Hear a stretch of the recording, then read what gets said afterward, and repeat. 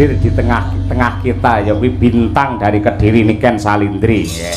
Sik saurunge nembang tak takoni, sampean sing ngejawab sapa? Pak Sis. Kang Sis Yohan. Dadi sing mbayari ya Kang Sis bakale. Pak Sis. Lah Pak Lurah modale apa berarti iki? Izin, Pak. Napa? Izin. Izin piye? Izin untuk Keramaian. iya. Oh, ngono kuwi. Aku Kang Sis, sampean Kang Sis, ya toh. Mama Lucy. Mama Lucy ya Kang Sis padha ae. Sampeyan nak suara men to, Mbah? Mbah Sis niku mbah kula lho. Mbah Sis, oh, heeh. Nggih.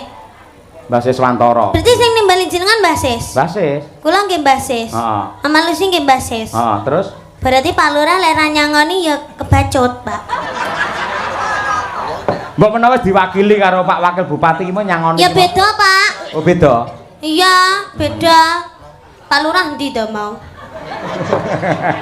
Ngelem aku wayu tapi ra disangoni.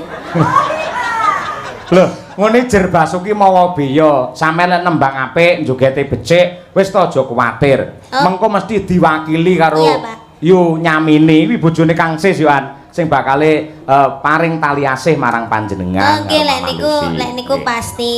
Nggih. Bener. Niku Mbah Sis sing lenggahe teng sebelahe Bu Lurah. Niku Mbah Huti Sis. Oh iya. Nggih. Nggih. Ya gandeng sing mirsani wis ngenteni sampean kabeh. Ya salam-salam kagem sedaya para lenggah nduk niken Iki Salindri. acarane napa, Pak? Hah? Sunatan. Sunatane sinten? Sunatane Pak Lurah. Ya putrane mau genal jelentrehke Muhammad Wisanggeni. Lho. Nah, tapi kok sing nimbali Mbah Sis? Lho, mergane Mbah Sis kuwi wis ndaku putra Pak Lurah Wengkal dadi putrane. Dadi sing dihitanke iki padha karo putune Mbah Sis. Ngoten. Heeh. Terus sing dihitanke iki ponakane Pak Wakil Bupati, ngono kuwi. Pokoke piye carane kabeh iso dadi dulur ngono lho, Nduk. Oh iya. Ya didoakan semoga buat Mas Wisanggeni. Wisanggeni semoga menjadi anak yang soleh, berbakti kepada kedua orang tua, sehat selalu panjang umurnya, tercapai cita-citanya, dan kagem Pak Lurah kalian Bu Lurah matur sembah nuwun sanget. Mugi-mugi sehat selalu panjang umurnya, kathah rezekine, awet leh ngomong anak putune kalih Mbah Sis kalian Uti. Terima kasih banyak. Sudah Pak. Sampun nggih. Lho penontonnya urung didongakne penontonnya.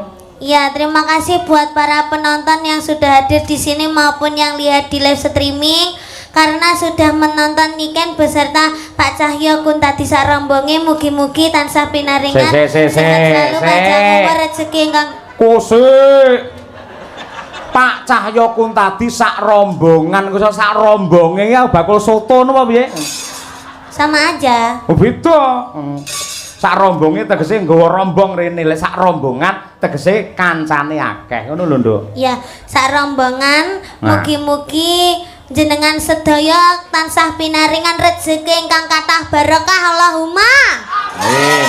Mugi-mugi tansah pinaringan seger kuarasan panjang umur Allahumma. Amin. Mugi-mugi sageta munggah kaji Allahumma. Amin. Mugi-mugi sageta nanggap Niken Salindri. Amin. Ah, ya wis laris kaya ngono sik kurang tanggapan sampean nggih ora nggih. Lek kanggone piyayi ulang tahun lek mengucapkan piye, Nduk? Ulang tahun. Kalau ulang tahun ya happy birthday, semoga panjang umur sehat selalu, semoga panjang umur sehat selalu. Nggih, selamat ulang tahun ya. Iya. Nah, selamat ulang tahun. Kanggone wong nikah selamate piye ucapane? Sakinah mawaddah warahmah. Wah iya, selamat menempuh hidup Itu baru. baru. Lek kanggo cah sing disunat nih, selamate piye? Selamat menikmati. Ah, terus? Selamat menikmati. Itu kalau dikitan itu bentuknya gimana, Pak? Wah. Itunya kok bisa dikitan itu gimana? istilah dihitan ki diislamke ya. Nuwun sewu, nggen alat vital. Nuwun sewu kuwi kudu ngerti mergo iki agama, Nduk. Nggen pepucuke alat vital kae, kuwi iki janjane reget, itu adalah najis. Ketika tidak dihitan, tidak dipotong, itu akan menjadikan sumber penyakit dan kalau beribadah kanggone wong Islam, salat ora bisa sah mergo enek najise. Mula padha karo Mas Wisanggeni iki diislamke karo Pak Lurah. Mula dihitan. Oh. Berarti kalau sunat itu harus orang Islam aja. Loh, ora mung Islam, malah mbiyen ki ning Eropa, para putri, para wanita Eropa nate demo. Nuntut supaya mbuh agamane apa, piyai kakung kudu khitan. Pamrih apa? Men ora ana penyakit sing ana alat vital kuwi mau. Oh, gitu. Berarti menyelamatkan ya, Pak, dikitan itu. Menyelamatkan dan juga mengenakkan, Nduk. Piye lek ngomong ya iki? Berarti kalau seumpama kan udah dikitan, sekarang dikitan dikitan Mas Wisanggeni ya Pak. Terus jelek pamane enek regetane berarti ya dikitane. Lah lek angger reget dikitan ya entek nunduk suwi-suwi. Dadi rasa jenengan enek regetane terus di sunat. Weh, piye ya lek nerangne? Ngene Nduk. Iki lho, ya wis ngene ya. Bentuke ya ngono kuwi, Pak. Iki agama lho iki ilmu lho iki. Iki dadi ngene iki ya. Pucuke ijo. Apa? Pucuke ijo. Heeh, mergo bar digedhuk ning tembok sing rupane ijo ngono. Kok sing tak terangne. Iki pamane ya.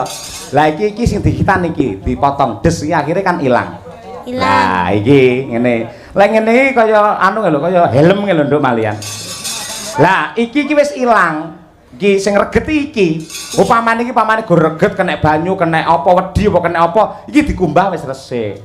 Oh. Ah, ngene iki sing dadi sumbere virus iki sing iki. Ya. Mula iki kudu disingkirke adoh. Nah, akhirnya dadi resik, ling ibadah iso sah 100%. Oh, kalau boleh tahu Mas Wisanggeni itu kelas berapa, Pak? Lah nyuwun prisa karo Pak Lurah. Kelas pinten, Bu? Kelas 5 SD. Nah. Sudah berani dikitan. Kenapa kok gak kelas 1 SMA aja, Pak, dikitannya? Lek kelas 1 utawa kelas 2 SMA, engko lek ngitan iki ulete ra umum. Dadi semono kuwi wis pas, ngono kuwi. Kayak adikmu Brahma kae ya kelas 5, si rambu rangkung, kae si rambune ya kelas 5, ngono kuwi. Oh, rangkung mboten to, Pak? Oh, lho cara anu enek lho, kitan sing putri iki ana lho, Nduk. Diketok napa nih? Alah, mbuh aku mumet dhewe to nyauri awakmu susu. Lah intine ngono kuwi dislamake. Ha mula kuwi pepucuke ngalafita sing diketahui jenenge kulup. Mula nang nggen wayang sosok he kulup maju lungguhmu. Piye kabarmu kulup? Kulup kuwi mesti anak utawa putu sing lanang. Nah ngono kuwi. Kulup kuwi pepucuke ngalat vital kuwi mau. Oh. Lek wedok ora kulup, kulupan. Ayo ngono kuwi. Paham? Iya. Paham, ya. Wis ta susu lak ngerti dhewe sok nduk kowe. Wis ngerti bakale. Ya, ngono kuwi. Wong kabeh ya nglakoni, kabeh ya bakale ngayahi bangsa kaya ngono kuwi. Lah saiki minangka tandha tresna, ayo. Aku tak nyuwun iki kadang-kadangmu dulur-dulur fan beratmu mau wis meling, ya kuwi saka Sanidi ya, Nduk ya. Nggih. Nah, Sanidi diwakili karo Mbak Tutut kuwi ngersakake pangkur Semarangan Niken Salindri. Ha, kaya ngono kuwi. Piye siap? Siapa? Oke, luar biasa ya. Coba diaturake. Sama nyuwun pangkur Semarangan to, Mbak? Heeh. Kayak ruruh ae. Mula lek rung-ruh iki dudono lho. Oh, iki lho pangkur Semarangan. Wong duwe penggemar malah diseneni Niken ora. Aku lek karo penggemar kuwi basa malah kok seneni ora. Lah Mbak Tutut iki kalih kula wis pun wis plek ya. Nggih. Ah iya, aku kalih Bukesi wis plek-plek. Ayo ngono kuwi. Ayo, angger mencolot mudune plek-plek ngono kuwi ayo. Nano. Ya, Nduk. Cahayu Niken. Iki ndamel mingkar-minggur, Pak. Non? Ndamel mingkar-minggur. Manut jenengan. Mingkar-minggur. Sing los sing pundi? Mingkar-minggurin mawon nggih, Pak. Iya, mingkar-mingkur. Nah, nggih. Mingkar-mingkuring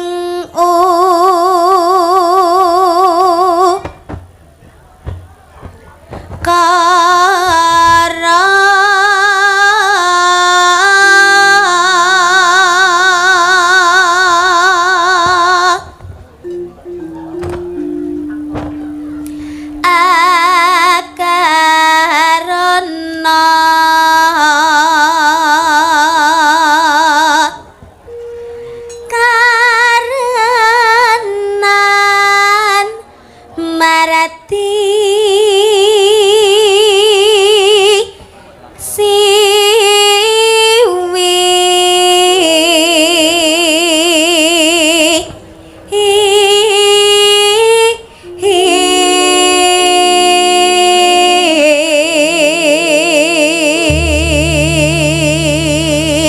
Bot-bote pengen nonton Niken Salindri lho. Aku mak teratap iso teng crunguk sirah tok ning kono lho.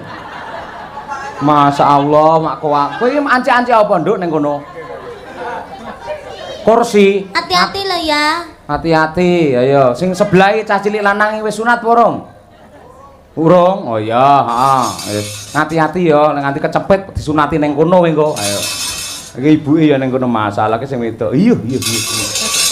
Nonton wayang iso teng crunguk ning kono ae.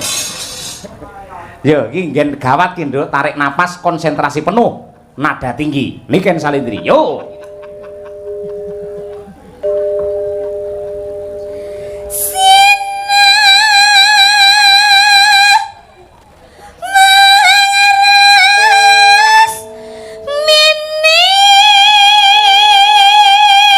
Alon-alon, Nduk.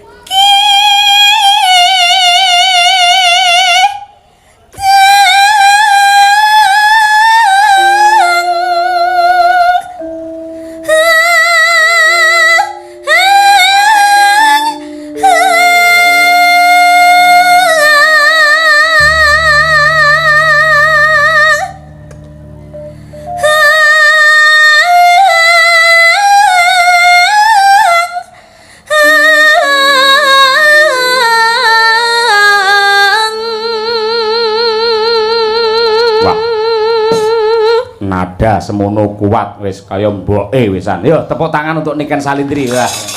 Mura ya kondang larang ya semono ya kuat lho bocah ora. Eloke nganti kaya ngono. Ha iya. Wis lek sampean bayen sok lek duwe putra nduk ora bakal kuwatir. Rasane ya ngono kuwi. Upamane arep nglairke anggere sampean wis pangkur Semarangan, kok lair dhewe wisan. Ayo. Heeh. Terus deh. Sinopa sinu karata mereka tarata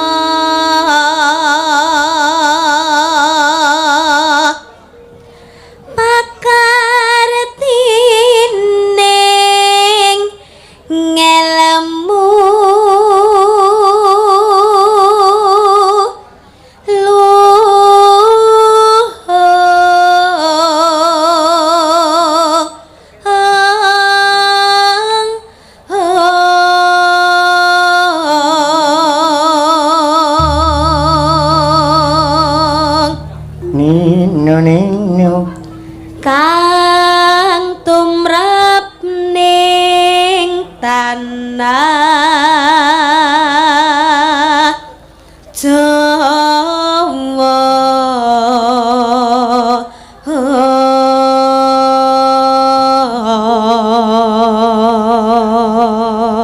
Nano agama ageming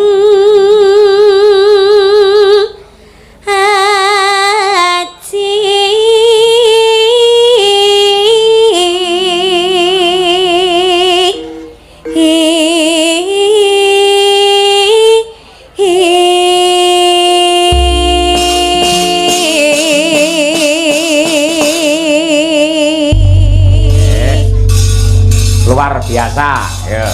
Ya Nduk, kelangenane bapakmu aturno nggih tamba kangen luwih dhisik. Iya, Pak. Ayang-ayang ya Nduk ya. Nggih. Oke, sing nembang sampean walah temenanan. Nganti kaya bledek. Ya, oke. Yo, ayang-ayang bersama Niken Salindri. Ya, yuk. Oke.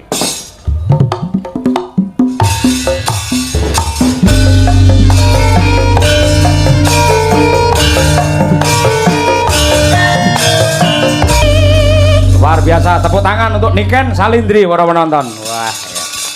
Horeg tenan. Yen gen sound system kaya nek sound horeg, yen sinden horeg ya Niken Salindri iki. Luar biasa elok temenanan. Sik, Nduk, gentenan. Ayo. Nggih, Pak. Pemanasan mengko tampil meneh. Oke. Nanti gara-gara to? Nggih, Pak. Oke, jos. Tak totone wektune yen ngono. Ya. Mbak Lucy Brahman. Ayo iki. Iki untuk bintang tamu loro gedhi-gedhi kabeh. Mboten. Sampai ini penggalih tentrem menapa piye to Mbak Lucy kok iso awake kaya ora suda-suda. Kula niku nggih suda sakjane tapi namung setengah on. Lek lumrahe tiyang lek umpama stres niku lak mboten doyan mangan. Lah kula niku lek stres napa mawon kula pangan. Ayo. Luar biasa. Sami kali Bu Kesi ngoten. Anggere Ramadan nika nggih. Poso to nika? Poso. Wah, bobote suda 3 kilo. Alhamdulillah. Bodo lak panganan tok. Nggih. Mundak 7 kilo. Sami niku kanca kula plek dadi ngertos niku. Ngerti. Nggih. Yo berdiri. Siap. Pak Lucy, Ponorogo.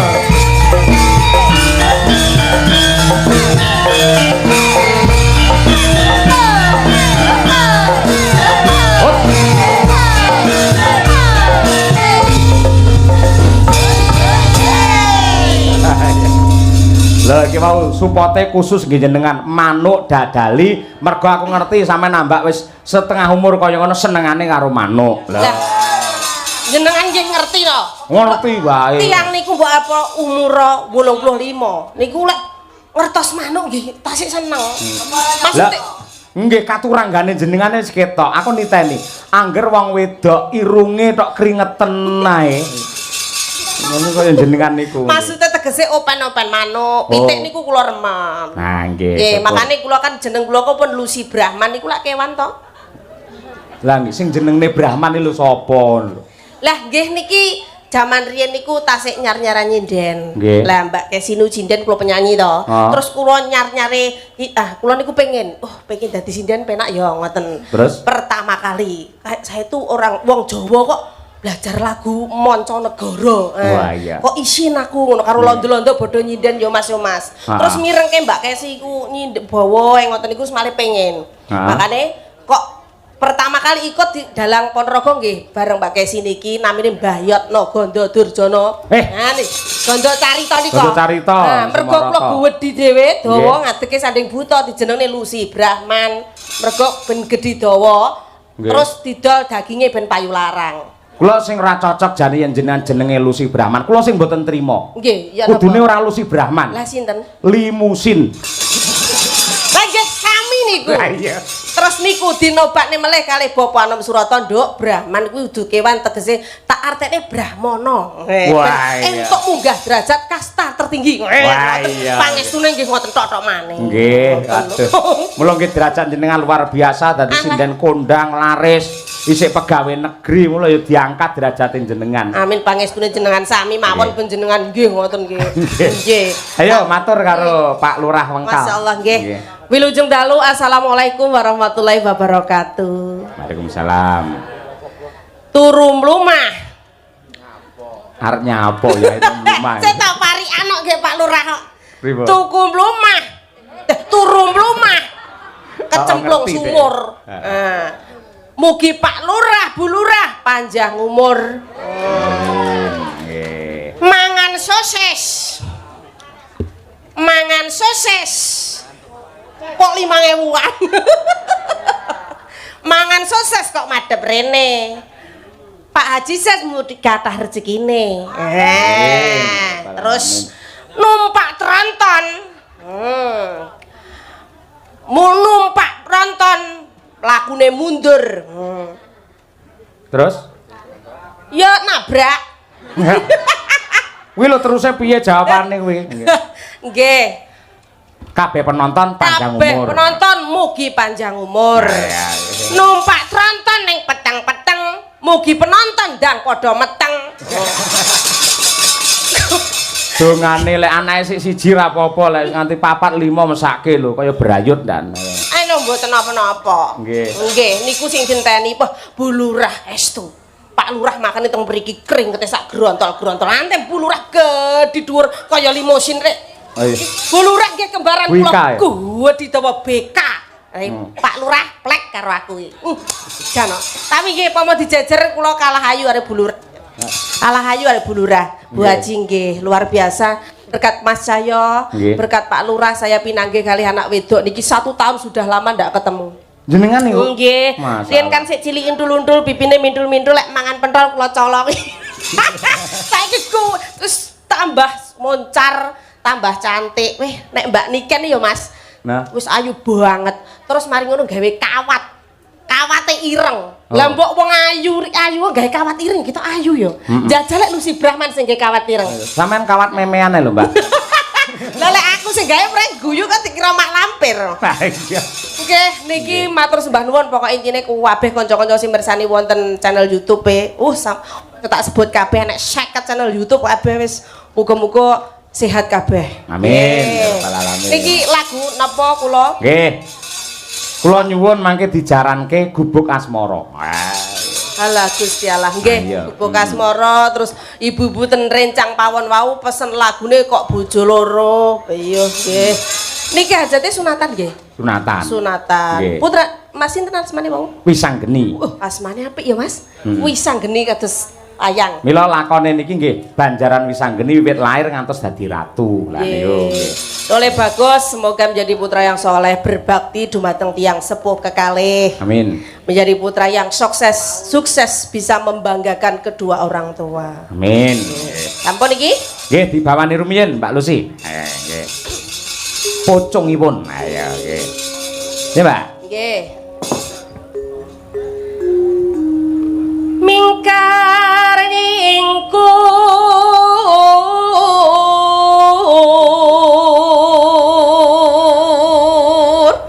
aku sajane pengen jajar ambi Bu Lurah. Jajal piye Pak Lurah piye genteng ngono lek buet jumenengke. Ngono. Ya ta Bu? Berkenan Bun? Berkenan? Oh, berkenan ya Mas Bu. Kalih? Yu Yamini. Oh siap. Kalih Bu Haji. Nggih. Vivi tane nyingkar nyingku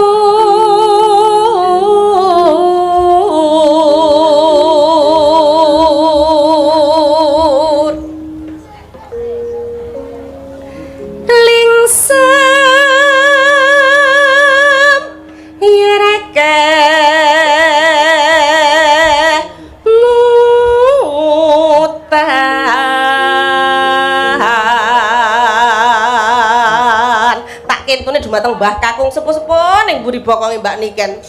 Wong lek gandrung ngefan karo Mbak Niken, Pak aja ning kene-kene ku kepentut lho. Kok dinten Mbak Niken gak apa-apa, Bu. Entute Mbak Niken wangi. Iya. Niku tiyang saking cintane. Heeh, dianggap anugerah malah. Nggih, sehat nggih Mbak Kong. Nggih. Iya. Wong tot anugerah. Tapi lek wong penggemar nggih ngoten niku lho, mboten peduli. Nggih to? Mbak Niken ayu iki mesti entute ya wangi. Ya ora, tetep ya mambu ora. Lalampar kangka guri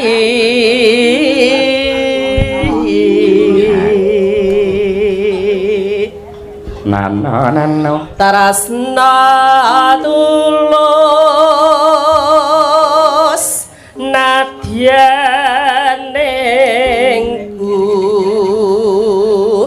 bekas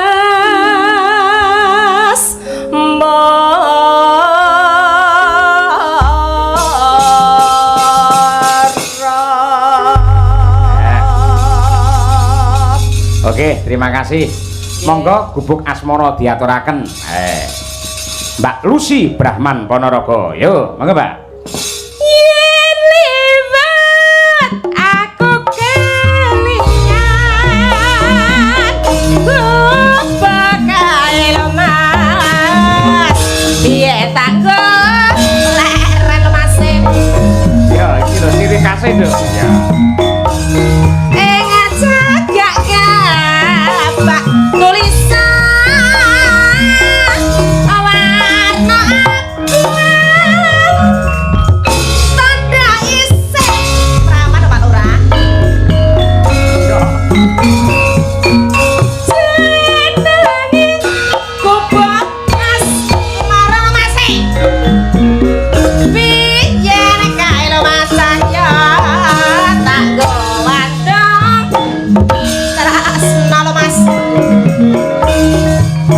mburi kudu nek Mas. Tanapa bantal tanpa rasa. Mas. Mas. Buat abadi. Kita manas marah. Ala Mas. Malih, Mbak E. Kubek kae Panawati lo Mas. Wiwit biyen Tomas. Masa iki lo Mas.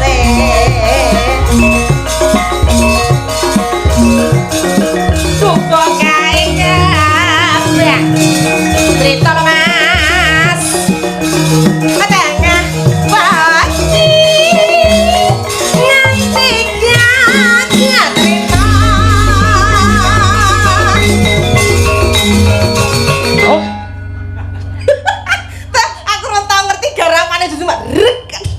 Wis ngono kuwi pancen. Rek ngoten niku. Karai luar biasa. 6-6 arek sinabu. Heeh. Yen sinabu jenengan kok mboten sing tuwa to? Mbak tuwa sithik tak pateni yo, Mbak. Lah mergo pikirane iki digawe semeleh, akhire awet enom ngono lho. Iya, jangan melihat KTP. Kunci biar awet muda jangan menghitung umur. 2 aja ndelok KTP. Heeh. Mergo KTP ki wis elek seumur hidup. Nah, ora percaya jenengan mirsani mbok ganteng kaya apa jenengan lek foto KTP lek elek. Heeh. Bener iki, Mbak.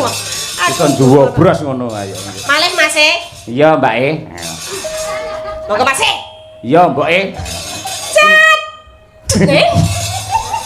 Di rumah saya malah kelingan. Anyel mboke kaya mbok-mbokan guyangan. Lah kula riyen mantan mriko kok. Ora. Tahu lho kula estu wayangan kali Bu Kesi teng mriko. Heeh. Dinyang wong. Dinyang wong. Dinyang wong dikira anyar. Heeh. Tenan kula karo Bu Kesi teko. Iki lho barang anyar. Sumpah kuwi tenan. Iki jangan sik aku perawan bae iki. Heeh. Sampe nyauri, kula mboten anyar, pindahan. Lah iya. Malah nggih. Nggih no. Cadatan sak sroning ati. Datang lontor Mas saya marek ati.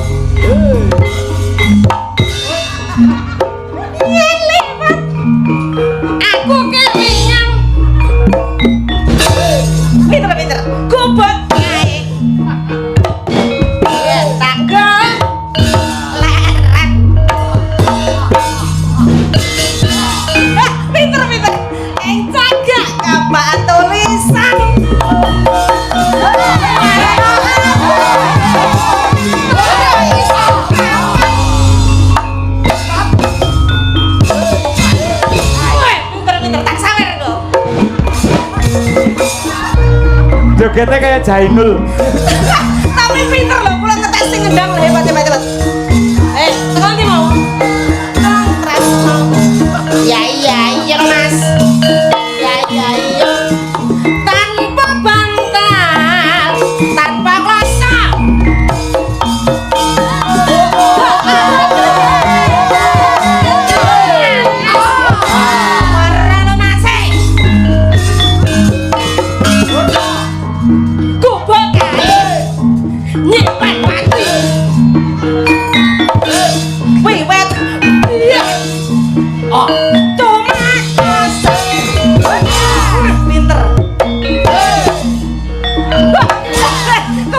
Siji. Terlalu nafsu kuwi. Kumpul kae kabeh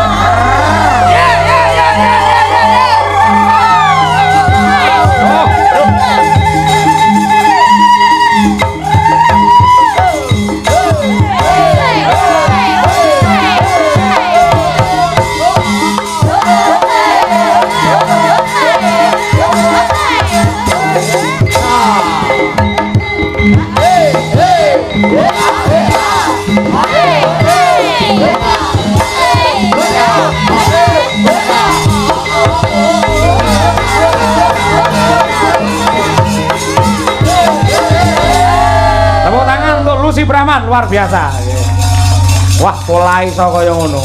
Tapi hebat lho niki kendangi lek ra profesional. Sampai plek plek plek plek. Wani nyawer 1.000. Ayo, pertanyaane. Nggih, nggih. Sampeyan lek duwe bojo to? Nggih, nggih. Ngerti polahe kaya ngono bojone jenengan ora gila ngene. Yo gila sakjane. Ayo. Aku mau dadi bojone wedi to, ayo. Iso ngrusake terot kuwi. Ayo. Oke, sampun iki pangurutane pun diaturi. Luar biasa. Kowe lek sering ketemu mesti ya apal, ya. Sin sing ngendang niku. Mas. Sinten? Pakno. Heeh. Cakno kulit Magetan. Ayo. Matur nuwun Cakno. Nggih. Wah, aku sih kok timbilen kowe. Lho jeneng ya kuwi kok ya sampean iki. Maksud Cakno. Heeh. Ngerti ra umure pira kuwi? Pinten umure? 57. Lah kok sik nemen. Heeh. Tenan to Cakno? Cakno. Sapa jeneng sinten asmane? Cak Noval. Oh, Cak Noval, Cakno. Iya. Oh iya. Suwun lho, No. Tak dongane bojomu ayu, No. Meneng ana. Engko tak tukokne rokok, No. Aku nek wong ganteng wis ra apa-apa tak torok, No. Kala nyapa? Sampeyan dongakne kleru. Lha pripun? Dongamu piye mau?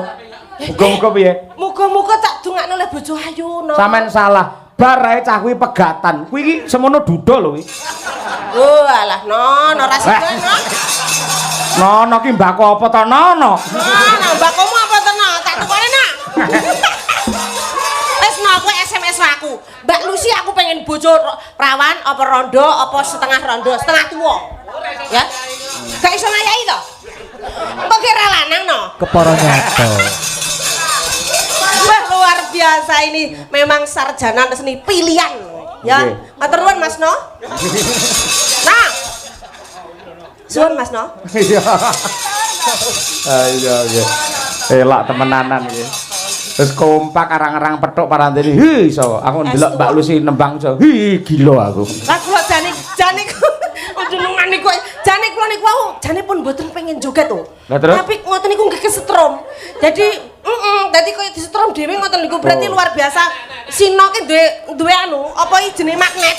Malih melorot kok tak. Wegel aku. Benake sik nyisih lho. Lah iya to. Kowe iki nyapa lho nang ngono kuwi malah aku kilap ae. Engko tak tukokne rokok no. Nggih. Iso lho sing ngendang suwi-suwi kedanan tenan iso lho kuwi. Tapi kula tenan luar biasa, kula seneng tenan kali kendangan niku. Jarang iso cocok ngoten niku nembe pisan kok, hebat. Jenengan lek sok tanggapane ndi-ndi mangja, lek pas kula prei. Nggih to? Nggih. Ben iso kompak biasa lah cak percil nang ndi-ndi nggo pengendang kok Banyuwangi to. Nggih. Jenengan nggo kok Wonogiri. Lho ngono kuwi. Engko sanu cakno pegatan neh. Undi dadi ange? Kuwi lho, gede dhuwur putih lho. Lah, alah koyo benek tek ngono kok. Ono jare putih kaya Ardi. Tapi ya ora apa-apa iki hampir mirip-mirip ora apa-apa lek Ardi putih kan iki rada pramuka. Iki tandha wong lanang ki ora apa-apa, ora tek bagus-bagus nemen iki gak apa-apa. Ngene iki dipupuri priyo bagus malih gula. Ampun ngenyek niki nuwun sewu. Sampun dados guru lho wonten SMP. Guru SMP lho ya jenggote kaya Romai Rama. Masyaallah luar biasa Pak. Salaman karo Budi Lucy, salaman. Le. Nggih. Oh, katur konjo. Karo Mbak Niken salaman. Ayo. Nggih.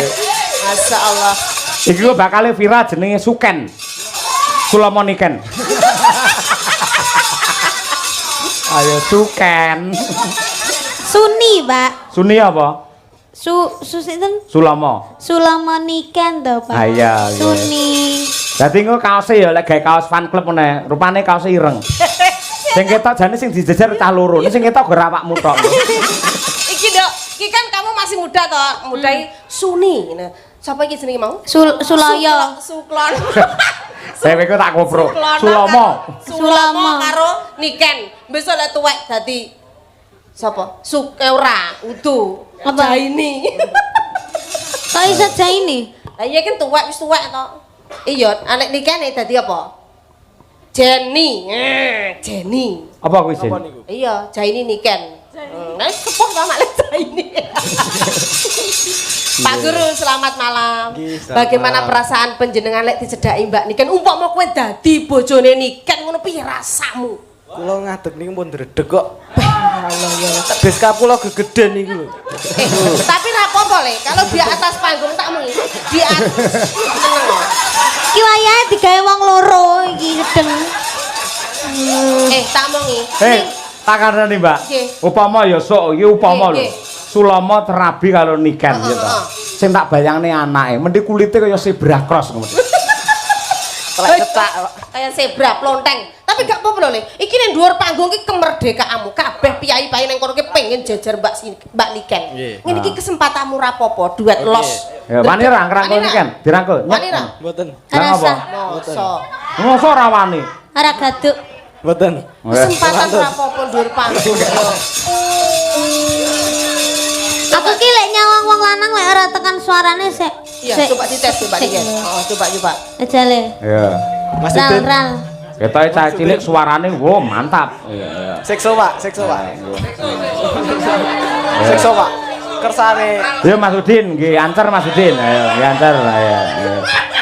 Yo. Jajal. Yo Mas Diasto. Oh, coba itu meneng-meneng.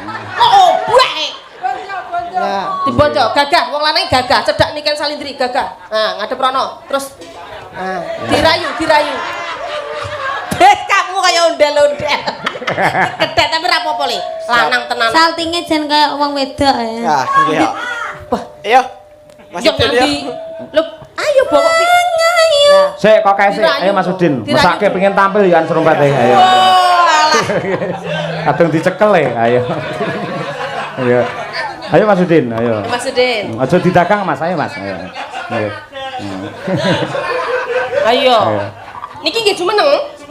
Ayo jumeneng Mas Udin ayo. Mosok Aja kuwi ketoke linggo wis ngadeg kuwi pisan. Ayo, nggih. Yo Mas.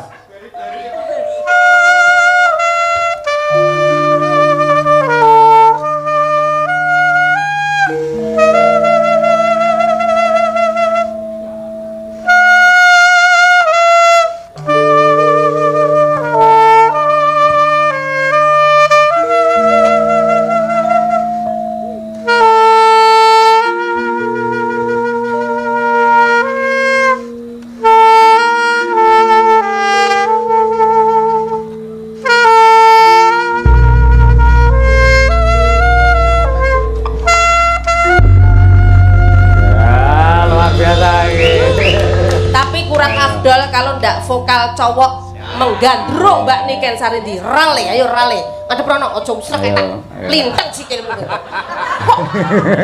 Wes entek sabare kita ilusi. Wong lanang iki gagah lho, wong sanding widodari. Ya, dibanter Sul. Ada prono. Ada prono. Cekel kowe, tak cekel. Ndak nyanyi. Kok us. Wong ayu tresna. Tangane cekel. Cekel Mbak Niken. Kinarya tombo. Oh, gak aku. Wong gandrung wong wedok kaya ngemis. Ngene iki piye lho? Dicekel astane. Lah kaya ngene kaya paring-paring ae. Langsung cek ngono lho, Sul. Langsung cek. Mesti kula, Pak. Halo, Jawati. Ini di atas panggung ya, Mas ya. Totalitas kerja nyuwun sewu Mbak Niken ngono sik ora apa-apa ngadep rono. Ora wis orang bojomu wis turu. Ning dhuwur panggung los pokoke. Iya. Ayo sampai obah nek gujer sikilmu. Ayo. Nyuwun sewu Mbak Niken. Gak apa-apa Mbak Niken. Nggih, Mas. Ya kalek tanganmu ki kok. Maaf, permisi mau megang tangannya Mbak Niken. Kang ngomong langsung bedel dasar bojone. Ayo, gak apa-apa nih. Wong ayu. Melek semerem. Namu kinarya tombo. Melek to melek. Susah jroning batenku. Jawab Ken. Wong bagus hantap narasa hatimu tresnaku tulus jroning kalbu Senadyan ngungi banyu segara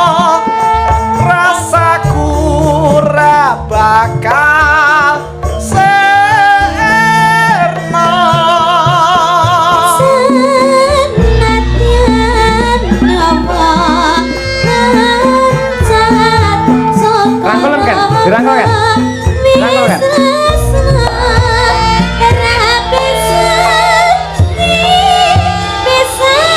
Terus kan, dirangkul kan? Dirangkul sing kenceng, banting keng, banting. Ayo, lah sulama ngece wong dirayuni kan malah melet-melet ora. Nggih, malah drrrr. Kedher iki ngapa lho, Mas? Si gandrung yang Ayo.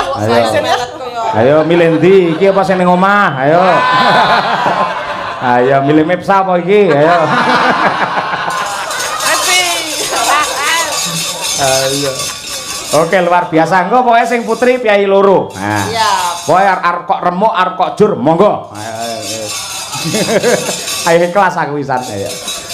Monggo Budi Nyamini menika pamundhut panjenengan. Ayo. Yuk diaturake Lintang Asmara. Dados. Hey!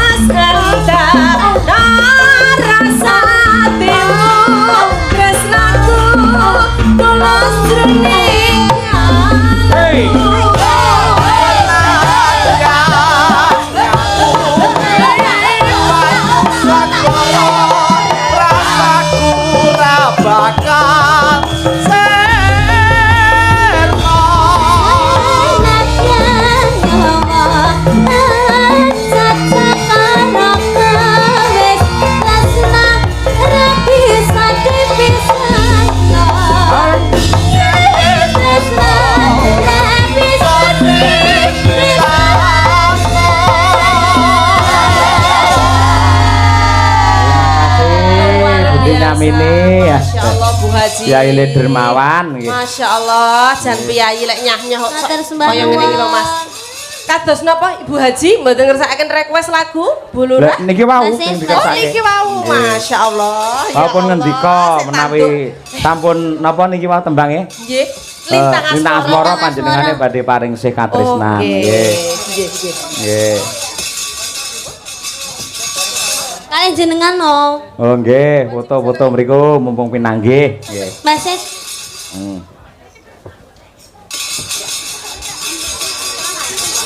Nah, monggo. Nah, ini dokumentasi ya. Saben-saben awake dhewe sowan ana ing Gunung Botak Kediri kae ya sing nyponsori ya Kang Sis karo Budi Nyamini kuwi. Ya. Terima kasih. Sehat selalu Kang Sis. Nggih. Bu Lurah matur nuwun nggih. Tansah pinaringan rahayu wilujeng ya. Antuk pengasih saka Yuwang Agung. Ya, nggih. Min. Mangke kalajengaken gara-gara genduk niken karo Mbak Lucy. Nggih.